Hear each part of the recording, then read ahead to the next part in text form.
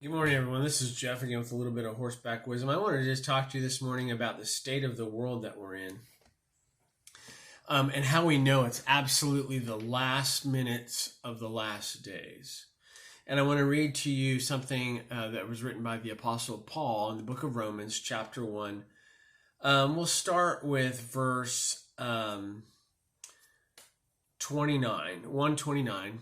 He wrote, being filled with all unrighteousness, fornication, wickedness, covetousness, maliciousness, full of envy, murder, debate, deceit, malignity, whisperers, backbiters, haters of God, despiteful, proud, boasters, inventors of evil things, disobedient to parents, without understanding, covenant breakers, without natural affection, implacable, unmerciful, who knowing the judgment of God, that they which commit such things are worthy of death, not only do they do them, but they have pleasure in the others that do them. And some people could say, this kind of stuff has been going on for a long time. Yes, but not the way it is now. And I want to give you, as an example, the recent town hall that former President Donald Trump did on CNN. Now, Donald Trump is a super divisive figure. It's really bizarre to me how America has two people as strange as our current president and our former president as the only viable political candidates for our government.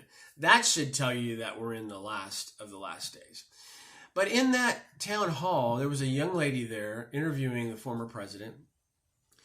And they kind of got into a tit for tat, an argument, and she was rebutting him. And then afterwards, and she did a good job, because I'm sure interviewing him is very difficult.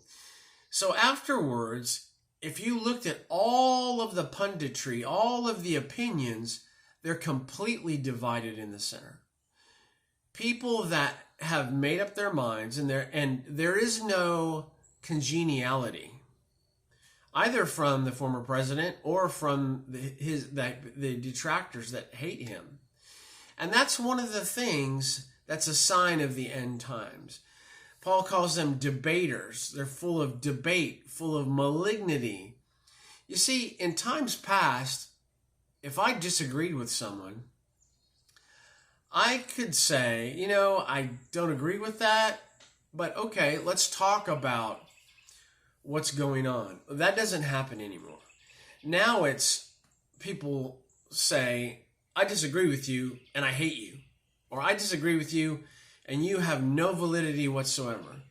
Or I disagree with you and you need to die. I mean, it's really gone to that extreme.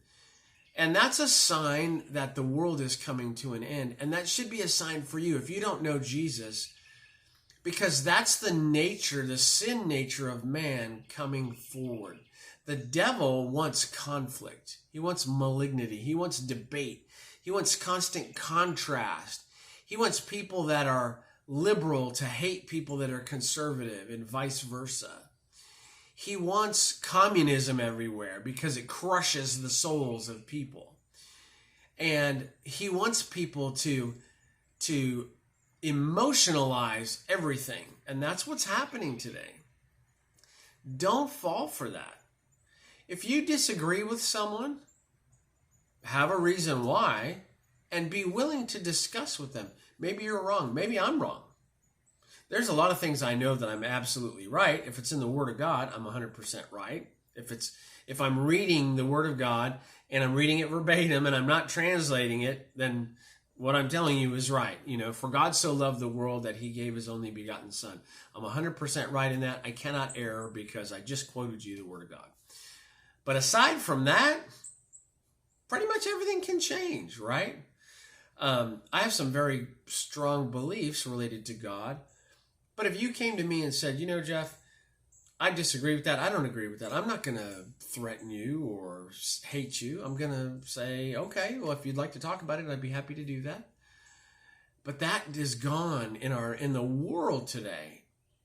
Not just in America. It's very evident in America. But in our world today, the fruits of the Spirit are pulling away. If you're a follower of Jesus, that means we need to look up because our redemption is drawing near. If you're not a follower of Jesus, that means please, please, please investigate the claims of Jesus and follow him, because time is very short. He's going to be coming back. And when he does, if you are left here, it's going to be more than your worst nightmare. And you don't want that. And I don't want anyone to go through that. We love y'all.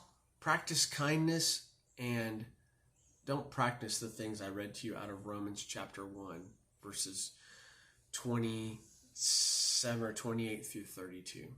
Be blessed.